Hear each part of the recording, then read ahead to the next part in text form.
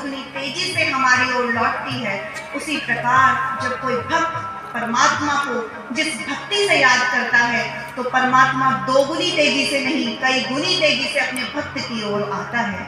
मीरा को जब हलाहल दिया जाता है, मीरा हलाहल को हाथ में लेती है और अपनी गिरधर की छवि जब उस हलाहल में देखती है तो वो परमात्मा कई गुनी तेजी से हलाहल में प्रकट हो जाता है और अमृत बना देता है उस हलाहल को। द्रौपदी का जब चीरहरण होता है तो द्रौपदी सभी को पुकारती है। भगवान श्री कृष्ण अपनी पत्नी सत्यभामा के साथ मौजूद हैं।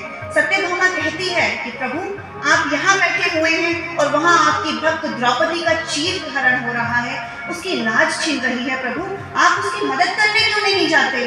तो भगवान श्री कृष्ण उत्तर देते हैं कि सत्यभामा अभी द्रौपदी ने मुझे पुकारा ही कहाँ है, अभी तो वो गांडीवधारी अर्जुन अपने पति को सोच रही है कि उसका पति उसकी रक्षा करेगा, अभी तो वो गदाधारी भीम को पुकार रही है, चिल्ला चिल्ला कर पुकार रही है, अभी तो वो नकुल और सहदेव को पुकार रही है, अभी तो वो सोच रही है कि गुरु द्रोणाचार्य उसकी रक्षा करेंगे, अभी तो वो पितामह भीष्म से आग्रह कर रही है कि मेरी मदद कीजिए, मेरी लाज बचाइए, अभी उसने मुझे पुकारा ही कहाँ है।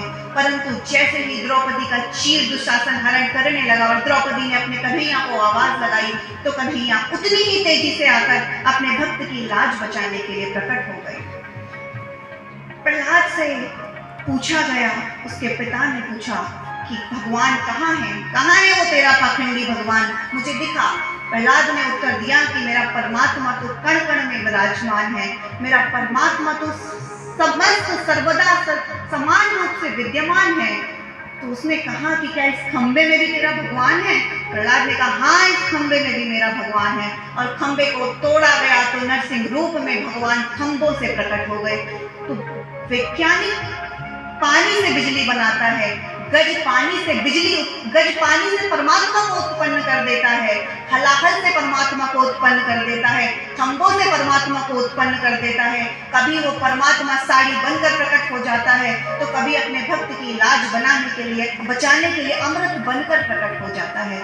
वो परमात्मा सर्वत्र समान रूप से विद्यमान है, बस आवश्यकता है तो भाव की, प्रेम से प्रकट हो ही नहीं जाना। वो परमात्मा प्रेम से और भाव से प्रकट होता है।